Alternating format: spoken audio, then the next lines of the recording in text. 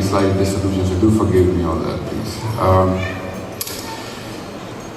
President Saima of APPNA, Saima Zafar, Nadeem Zafar Mubashir, Asif Mahmood, Ambassador Robin Rafael, Senator Khadim, ladies and gentlemen. It gives me immense pleasure to be invited to APPNA as a keynote speaker. I consider this to be a great privilege and even a greater opportunity to be part of APPNA discourse. I'm grateful for your consideration and appreciation.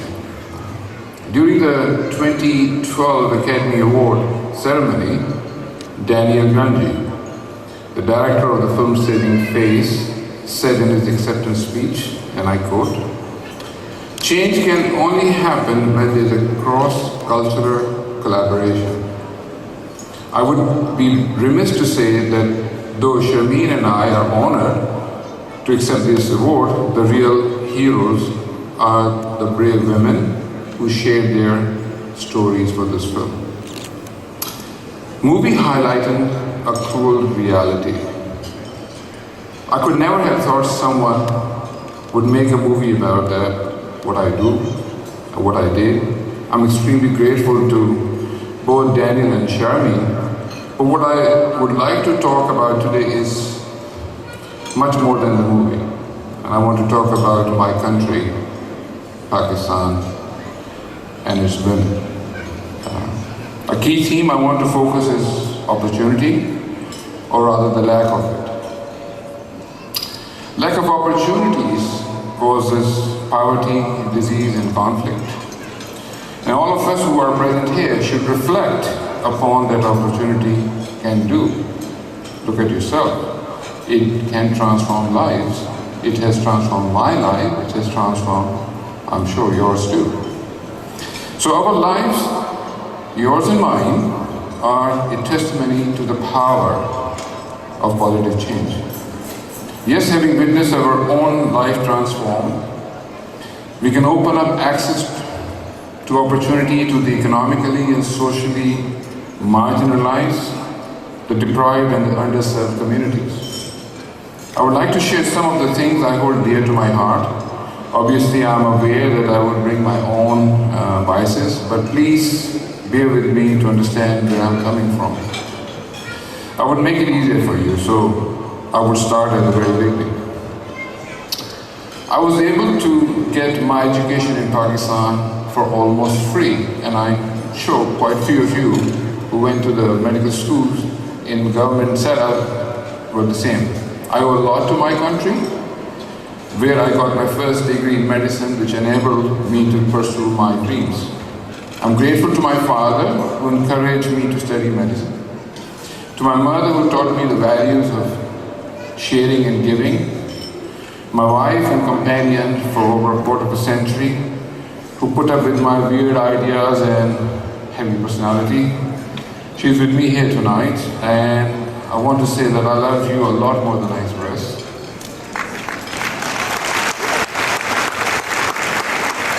I'm indebted to my three beautiful and blessed children who allowed me to be absent from my fatherly responsibility to carry on my demanding work.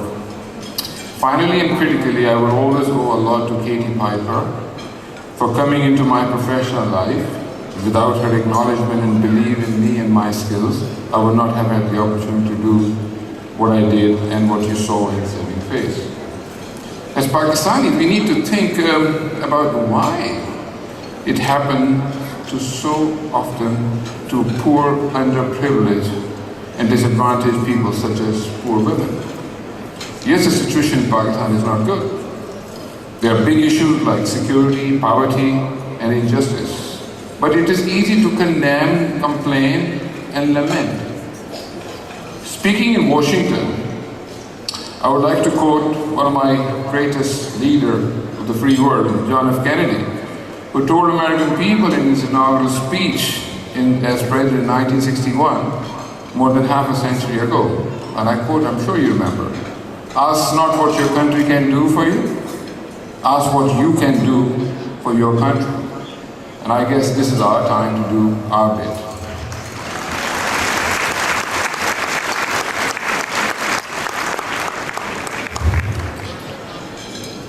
I sincerely feel that APPNA and all of us do our best to passionately project our human face to the world.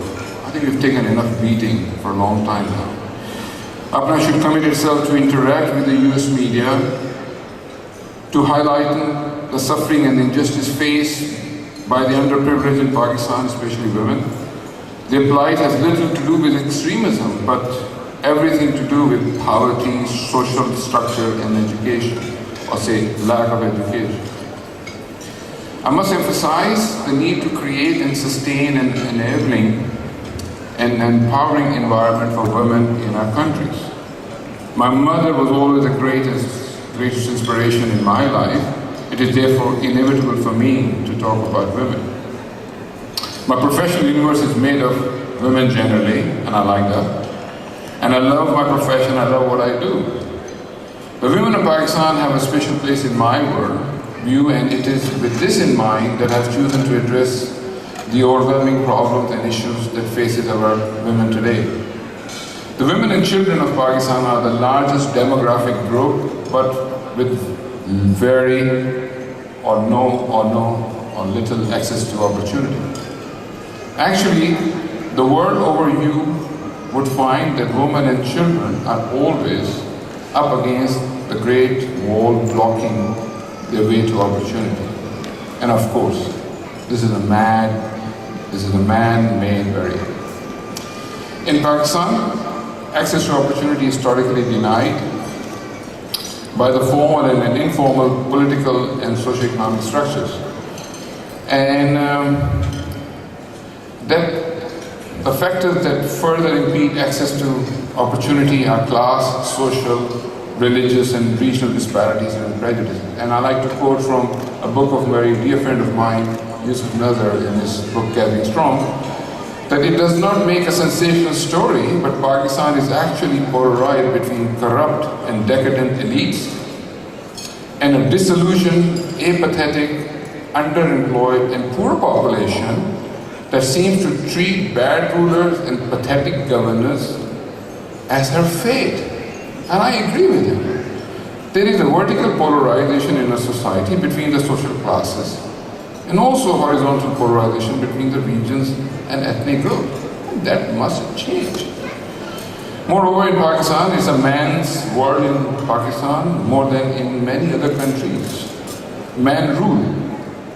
In most matters, judgments are made by men, for and on behalf of women, and by extension for children. The most extraordinary thing about this reality is not that it exists, but it is the apathy, and I repeat, it's apathy and indifference shown to women issued by men. And I cannot really understand how we could sustain the exclusion of half of our population and hope to grow as a civilized in the 21st century, economically, socially, or otherwise.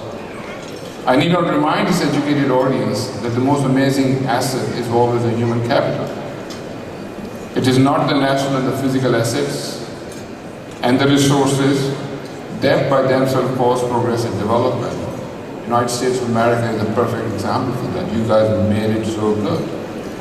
So it is the human capital that transforms the natural assets and resources. And I quote Ambassador Rafael, this is exactly what the US government now agreeing to actually share that with Pakistan.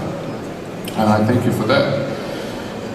Yet we choose to deny the women their rightful place, though it should not need no reminding. But we need to remind ourselves that our mothers gave birth to us, nurtured and raised us. Mother is the first woman in our life. And I'd like to propose that APPNA may like to consider providing mentoring to the young women of Pakistan in the skills needed to access opportunity, including adult education, especially young women aspiring to join the medical profession. APPNA could link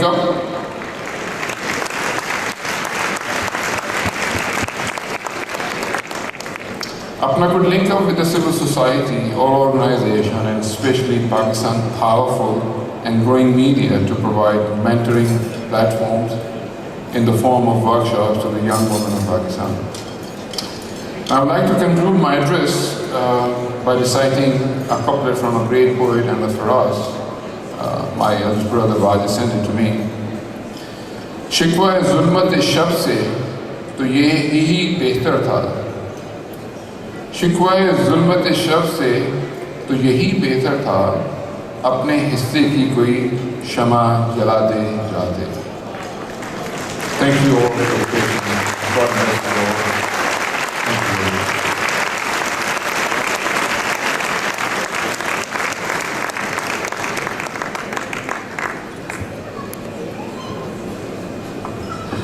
We will take a 15-minute break for the prayer, and we will promptly start in 15 minutes.